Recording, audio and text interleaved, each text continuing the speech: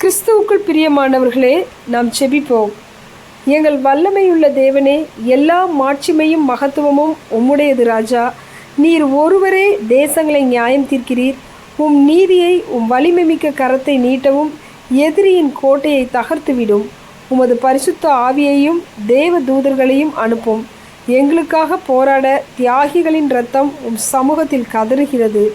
அவர்களின் கூக்குரலுக்கு பதில் தருவீராக. உமது பரிபூர்ண ஆனந்தமும் நித்திய பேரின்பமும் எங்களுக்கு தாரும். 1000 நாளை பார்க்கிலும் உமது பிரகாரங்களில் செல்லும் ஒரே நாள் நல்லது. ஆகாமிய கூடாரங்களில் வாசமாய் இருப்பதை பார்க்கிலும் என் தேவனுடைய ஆலயத்தின் வாசற்படியில் காத்திருப்பதையே தெரிந்து கொள்ளுவேன். உம் பரிபூர்ண கிருபையால் எல்லா மீறுதல்களும் முழுமையாக கிறிஸ்துவின் சிலுவையில் தீர்க்கப்பட்டது.